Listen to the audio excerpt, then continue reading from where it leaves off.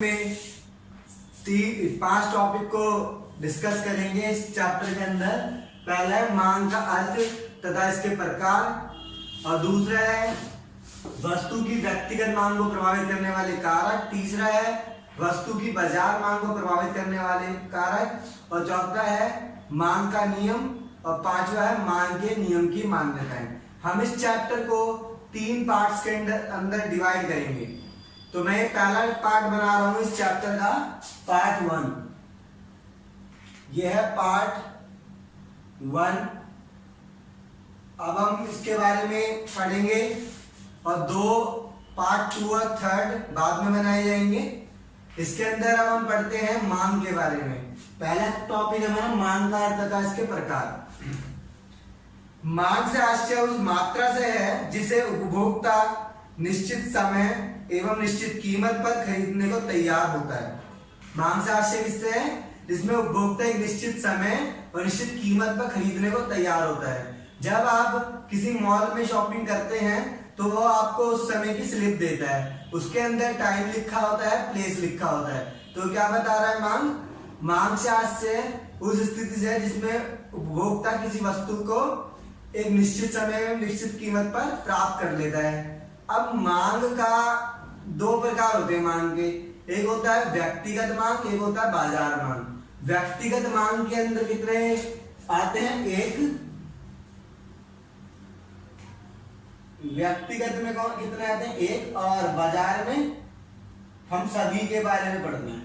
यानी कि व्यक्तिगत मांग से क्या आशय है? व्यक्तिगत मांग से आशय उस स्थिति से है या उस मात्रा से जिसे उपभोक्ता, जिसमें एक उपभोक्ता निश्चित समय और निश्चित कीमत पर खरीदने को तैयार होता है। और बाजार मांग में क्या होता है? इसमें सभी उपभोक्ता जुड़ जाएगा बस। कि मांग से आशय उस मात्रा से है जिसमें सभी उपभोक्ता निश्चित समय और निश्चित कीमत पर वस्तु को खरीदने को तैयार होते हैं। इसमें हमने समझा कि मांग का मतलब तो होता है कि जिसके अंदर उपभोक्ता किसी एक वस्तु को निश्चित समय एवं निश्चित कीमत पर खरीदने को तैयार होता है। और व्यक्तिगत मांग के अंदर एक उपभोक्ता मांग कर रहा होता है और बाजार मांग के अंदर सभी उपभोक्ता मांग कर रहे होते हैं।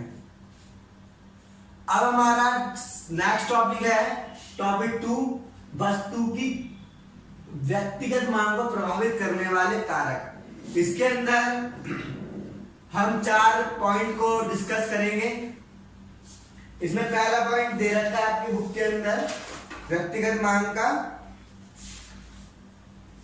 वस्तु की व्यक्तिगत मांग को प्रभावित करने वाले कारक। पहला क्या? वस्तु की कीमत। तो वस्तु की कीमत में कौन आता है? सामान्यतः कीमत के बढ़ने से मांग कम हो जाएगी तो कीमत के कम होने से मांग बढ़ जाएगी। पहला पॉइंट क्या है? वस्तु की कीमत। वस्तु की कीमत में क्या होता है? इसमें हम छोटा सा समझ लेते हैं इधर ऐसे। कीमत के कम होने से मांग बढ़ जाएगी, कीमत के बढ़ने से मांग घट जाएगी।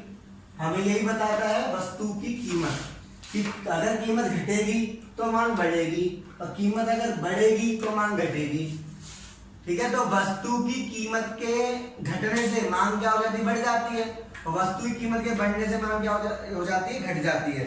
अब व्यक्तिगत मांग को प्रभावित करने वाले कारक का सेकंड पॉइंट है संबंधित वस्तुओं की कीमत।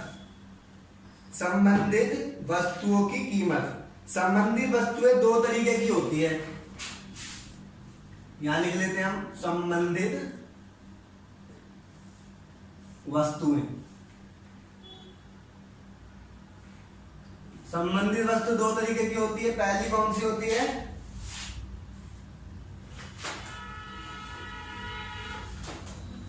प्रतिस्थापन वस्तु, दूसरा पूरक वस्तु। पहला होता है प्रतिस्थापन वस्तु,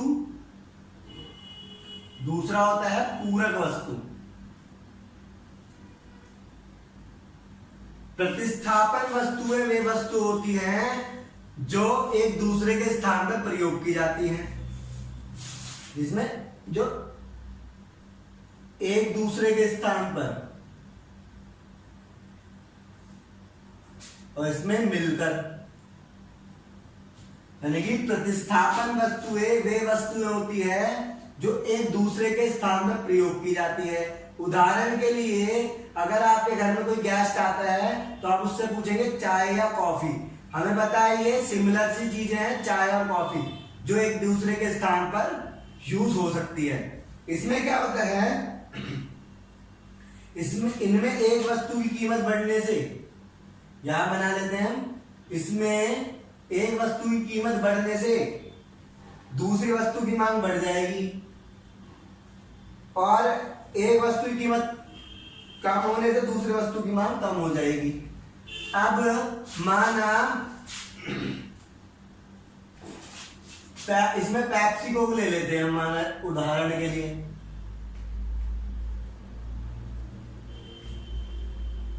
उदाहरण के लिए ले लेते हैं अगर हम पेप्सी और कोक। अगर पेप्सी की कीमत माना 60 रुपए है, इसकी भी 60 रुपए है। अगर पेप्सी की कीमत 60 रुपए से 65 रुपए हो जाती है तो कोक की कीमत अगर सेम है तो क्या होगा, एक वस्तु की कीमत बढ़ने से, देखो एक वस्तु की कीमत बढ़ गई, पेप्सी की कीमत बढ़ गई, 60 से 65 हो गई, कोक की मांग क्या होगी, अब बढ़ जाएगी। क्यों बढ़ जाएगी, क्योंकि कोक पेप्सी की तुलना में अब क्या हो गई है, सस्ती। समझ गए, एक वस्तु की कीमत बढ़ने से इसकी कीमत बढ़ी तो इसकी डिमांड क्या हो गई, कोक की डिमांड बढ़ गई क्योंकि वो पेप्सी की तुलना में सस्ती हो गई। तो ये होती है प्रतिस्थापन वस्तुएं। दूसरा पॉइंट है पूरक वस्तुएं। पूरक वस्तुएं में वस्तु होती है जो मिलजुल कर आवश्यकताओं को पूरा करती है। जैसे कि जो मिलजुल कर आवश्यकताओं को पूरा करती हैं, जैसे कार या पेट्रोल या कार। अगर पेट्रोल की कीमत सस्ती हो जाए, कार की डिमांड क्या हो जाएगी, बढ़ जाएगी। पेट्रोल की कीमत बढ़ जाए तो कार की डिमांड कम हो जाएगी, क्योंकि कुछ लोग तो ज्यादा लोग पेट्रोल के चक्कर में भी गाड़ियों को नहीं खरीदते, क्योंकि इसमें ज्यादा पेट्रोल लगता है जो कि उनको ज्यादा महंगा पड़ जाता है। इसलिए इसके अंदर क्या है, एक वस्तु की कीमत बढ़ने से दूसरी वस्तु की मांग कम हो जाती है। इसमें क्या है, एक वस्तु की कीमत कम होने से दूसरी वस्तु की मांग कम हो जाती है। अब एक वस्तु की कीमत कम होने से, एक वस्तु की कीमत बढ़ने से दूसरी वस्तु की मांग कम हो जाती है। एक वस्तु की कीमत कम होने से दूसरी वस्तु की मांग बढ़ जाती है। ठीक है, अगर पेट्रोल की कीमत बढ़ गई तो कार की डिमांड क्या हो जाएगी, कम। अगर पेट्रोल की कीमत कम हो गई तो कार की डिमांड क्या हो जाएगी, ज्यादा। ठीक है, तो ये हमने 2 पॉइंट क्लियर कर लिए हैं। पहला पॉइंट वस्तु की कीमत और दूसरा संबंधित वस्तुएं। हमारा नेक्स्ट पॉइंट है इसी का, व्यक्तिगत मांग वाला, उपभोक्ता की आय। इसके अंदर आपकी बुक में लिखा हुआ पेज नंबर 49 में, वस्तु की क्रेता की आय। क्रेता का मतलब क्या होता है, खरीदार होता है, इसलिए मैं इसका पॉइंट को चेंज कर रहा हूं, उसका नाम रखा हमने उपभोक्ता की आय। तीसरा पॉइंट है उपभोक्ता की आय। उपभोक्ता की आय, उपभोक्ता की आय कौन कौन सी होती है, उपभोक्ता की आय का फर्क क्या पड़ता है, देखो उपभोक्ता की आय का प्रभाव सामान्य वस्तु घटिया वस्तु दोनों पर पड़ता है। अब हमें पता होना चाहिए सामान्य वस्तु कौन सी होती है और घटिया वस्तु कौन सी होती है। पहला है सामान्य वस्तुएं,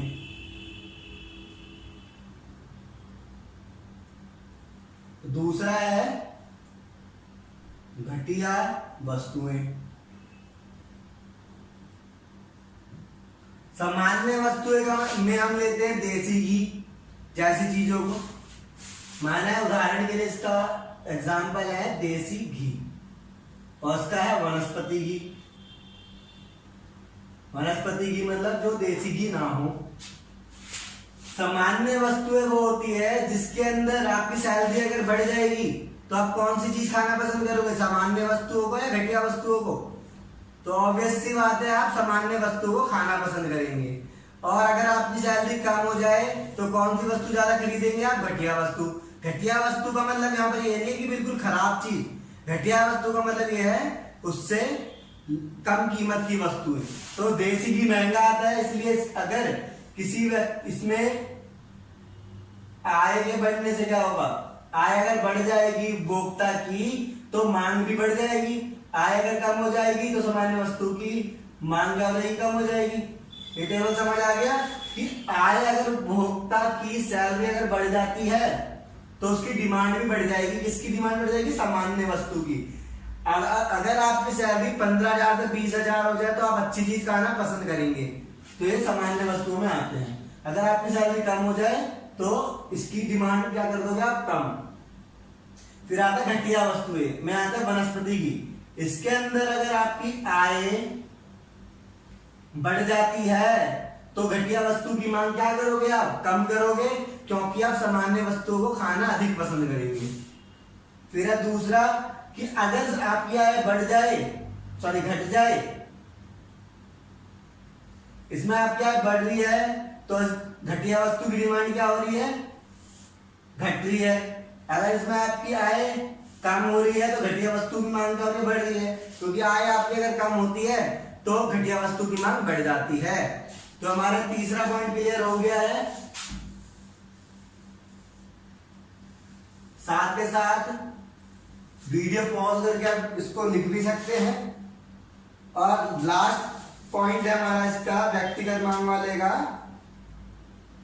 क्रेता की अभिरुचि तथा वरीयताएं, पर हमने इसका नाम रखा है रुचि एवं प्राथमिकताएं। क्या रखा है? चौथा पॉइंट है हमारा इसमें से रुचि एवं प्राथमिकताएं। रुचि एवं प्राथमिकताएं। अब देखो, रुचि एवं प्राथमिकताएं एक व्यापक शब्द है। व्यापक का मतलब बड़ा शब्द है। इसमें मौसम, जलवायु, रीति रिवाज आदि आते हैं। रुचि और प्राथमिकताएं में सकारात्मक परिवर्तन होने से मांग बढ़ जाएगी तथा नकारात्मक परिवर्तन होने से मांग कम हो जाएगी। सकारात्मक परिवर्तन का मतलब यह है कि अगर माना सर्दियां आ जाती है तो किसकी डिमांड बढ़ जाएगी? ऊनी वस्त्रों की, यानी कि जैकेट, स्वेटर जैसी चीजें ज्यादा लोग खरीदेंगे। और खाने पीने की चीजें में खरीदेंगे, माना मूंगफली का सीजन आ जाता है सर्दियों के अंदर। अगर गर्मी आती है तो किसकी डिमांड ज्यादा करोगे आप? कोल्ड ड्रिंक की डिमांड करोगे, लैमिनेट की डिमांड करोगे, नींबू पानी की, और ऐसी ठंडी चीजों की आप डिमांड करते हो। और दिवाली के समय में कौन सी चीज करवाते हैं ज्यादा लोग? व्हाइट वॉश करवाते हैं, तो उसकी डिमांड बढ़ गई। यानी कि जैसा परिवर्तन होता है, सकारात्मक परिवर्तन का मतलब जो मौसम आ गया तो उसमें क्या हो जाएगी? इसकी मांग बढ़ जाएगी। अगर जिसका मौसम नहीं चल रहा तो उसकी मांग नहीं बढ़ेगी। जैसे कि क्या, गर्मी में आप मूंगफली खाना पसंद करेंगे? नहीं करेंगे। और सर्दियों में मूंगफली खाना पसंद करेंगे। इसलिए जैसा परिवर्तन मौसम में होता है वैसे परिवर्तन की बात की जाती है। तो हमारे 4 टॉपिक पॉइंट हो गए हैं वस्तु की व्यक्तिगत मांग को प्रभावित करने वाले कारक में से। अब हम पढ़ते हैं, ये तो बुक के अंदर से ही बनाया मैंने, कि वस्तु की बाजार मांग को प्रभावित करने वाले कारक। यह बुक में से देख सकते हैं, पेज नंबर है 51। डायरेक्ट हम उसको पढ़ लेते हैं, ये वाले टॉपिक को, टॉपिक 3 को, वस्तु की बाजार मांग को प्रभावित करने वाले कारक। पहला पॉइंट है बाजार में क्रेताओं की संख्या। क्रेता का मतलब क्या होता है? खरीदार। जनसंख्या वृद्धि बाजार मांग में वृद्धि करती है और जनसंख्या में कमी वस्तु की बाजार मांग को कम करती है। यानी कि अगर जनसंख्या बढ़ती है तो ऑब्वियस सी बात है मांग बढ़ जाएगी। अगर जनसंख्या घटती है तो मांग क्या हो जाएगी? घट जाएगी। ना केवल जनसंख्या का आकार, उसकी संरचना जैसे आय, लिंग भेद, बच्चे और वृद्ध आदि भी वस्तु की मांग को प्रभावित करते हैं। यह इसलिए क्योंकि बच्चों, युवाओं, वृद्धों, पुरुषों व स्त्रियों की आवश्यकता भिन्न भिन्न होती है। चाहे वो बच्चा हो, चाहे औरत हो, या आदमी हो, या बूढ़ा कोई व्यक्ति हो, उनकी अलग अलग डिमांड होती है। जैसी उनकी इच्छा वैसी उस चीज की डिमांड बढ़ जाती है। तो हमारा सेकंड पॉइंट है आय और धन का वितरण। यदि आय और धन का वितरण धनिक वर्ग के पक्ष में होता है, धनिक का मतलब धनवान व्यक्ति के पक्ष में होता है, तो धनवान व्यक्तियों द्वारा भोग की जाने वाली आरामदायक और विलासिता की वस्तुओं की मांग बढ़ जाएगी। विलासिता वस्तुएं कौन सी होती है? विलासिता वस्तुएं वो वस्तु होती है जो हमें आराम पहुंचाती है, आरामदायक वस्तुएं। विलासिता वस्तुओं के अंदर आती है एसी, कार, ये सारी चीजें विलासिता वस्तुएं होती हैं। अगर तुम्हारे पक्ष में है, तुम धनी व्यक्ति हो, तो किसकी मांग करोगे? विलासिता वस्तुओं को खरीदना ज्यादा पसंद करोगे। अगर आप निर्धन में आते हैं तो कौन सी चीज खरीदोगे? विलासिता नहीं बल्कि अनिवार्य वस्तुओं को खरीदोगे। यदि आय का वितरण गरीब के पक्ष में होता है तो निर्धन व्यक्ति द्वारा प्रयोग की जाने वाली वस्तुओं जैसे अनिवार्य वस्तुओं की मांग अधिक होगी। अब आपकी आय कम है तो आप अनिवार्य वस्तुओं को खरीदना पसंद करोगे, या आपकी मजबूरी है कि अनिवार्य चीजें ही खरीदोगे, जैसे कि गैस ले लोगे आप, या जिस ऐसी चीजें ही खरीदोगे जिससे आप का घर का गुजारा चल सके। आप ऐसी चीजें नहीं खरीदोगे कि बर्गर खा के आ जाऊं या पिज्जा खा के आ जाऊं, तो अपने पैसे को आप सेव करोगे। धनवान हो गए तो विलासिता की चीजें खरीदोगे, और गरीब हो गए तो वही चीज खरीदोगे जो अनिवार्य होती है। हमारा थर्ड पॉइंट, इसका लास्ट पॉइंट है ऋतु और मौसमी परिस्थितियां। प्राय देखा गया कि शीत ऋतु में ऊनी वस्त्रों की मांग बढ़ जाती है, जबकि आइसक्रीम और शीत पेय की मांग गर्मियों में बढ़ जाती है। ठीक है, तो ऊनी वस्त्रों की मांग कब बढ़ेगी? शीत ऋतु में। और आइसक्रीम की मांग कब बढ़ेगी? शीत पेय की मांग गर्मियों में बढ़ जाएगी। आइसक्रीम की मांग कब बढ़ेगी? शीत ऋतु में। और गर्म कपड़ों की मांग कब बढ़ेगी? शीत ऋतु में। इसी प्रकार वर्षा के मौसम में छाता तरह बरसाती कोट की मांग में वृद्धि हो जाती है। और बरसात के मौसम में क्या खरीदना पसंद करोगे? अम्ब्रेला हो गया या रेनकोट हो गया, ये चीजें आप खरीदोगे। अब हमारा नेक्स्ट टॉपिक है मांग का नियम।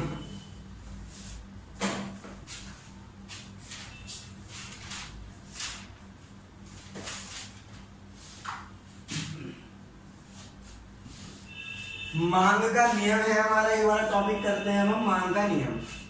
अन्य बातें समान रहने पर कीमत के बढ़ने से मांग कम हो जाएगी तथा कीमत के कम होने से मांग बढ़ जाएगी। मांग का नियम कीमत एवं मांग विपरीत संबंध स्थापित करता है। कीमत के कम होने से क्या होता है? मांग बढ़ जाती है। कीमत के बढ़ने से मांग घट जाती है। आप ये टेबल के जरिए भी समझ सकते हैं। इधर हम दिखा देते हैं टेबल को। ये मांग का नियम है, लॉ ऑफ डिमांड। 5, 10, 15। देखो कीमत बढ़ रही है 5, 10, 15, तो डिमांड क्या हो जाएगी? 12, 10, 8। कीमत घट जाएगी। तो कर्व, ये डायग्राम कैसे बना जाएगा? डिमांड कर्व हमेशा ऐसा होता है। डिमांड कर्व ऐसा होता है।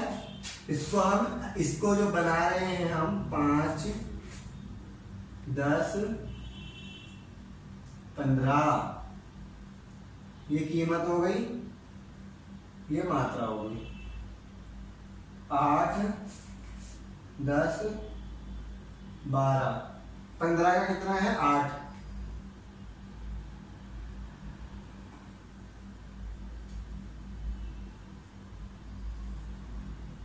आप इसको ध्यान से बना सकते हैं स्केल के जरिए। और ये हो गया यहाँ पर, इसको हम फिर नंबरिंग कर देंगे। इसकी 12 यहाँ आ जाएगा और 10 यहाँ आ जाएगा। तो ये हो गया हमारा मात्रा, ये होगी डिमांड x, y, 0। देखो इसको दोबारा ऊपर लाइनें नहीं चलाई जाती, इसमें एक बार करा जाता है। तो कीमत 5, 10, 15 और मात्रा 0, 8, 10, 12। जब कीमत 5 रुपए थी तब मात्रा क्या थी? 12। जब कीमत 10 रुपए थी तब मात्रा क्या थी? 10, यानी कि डिमांड।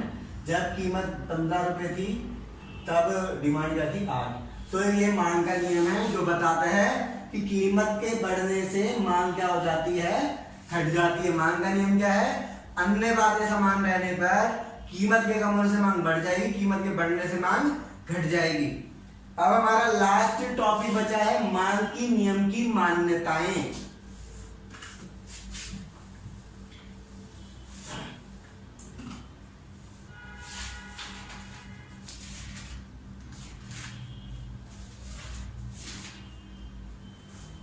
मांग के नियम की मान्यताएं हम पढ़ रहे हैं कि व्यक्ति की रुचि, पहला पॉइंट है व्यक्ति की रुचि एवं आवश्यकता में परिवर्तन नहीं होना चाहिए। व्यक्ति की रुचि में परिवर्तन नहीं होना चाहिए और ना ही आवश्यकता में। सेकंड है भविष्य में कीमत परिवर्तन की संभावना नहीं होनी चाहिए। ऐसा नहीं होना चाहिए कि भविष्य में कीमत में परिवर्तन हो जाए। थर्ड है उपभोक्ता ज्ञान में परिवर्तन नहीं होना चाहिए, उसकी सैलरी जितनी थी उतनी रहनी चाहिए। संबंधित वस्तुओं की कीमत में परिवर्तन नहीं होना चाहिए, संबंधित वस्तुओं के बारे में हमने पढ़ लिया है, उसकी कीमत में परिवर्तन नहीं होना चाहिए। ये था चैप्टर 15 का मांग का फर्स्ट पार्ट। आप नेक्स्ट वीडियो में सेकंड पार्ट को देख सकते हैं।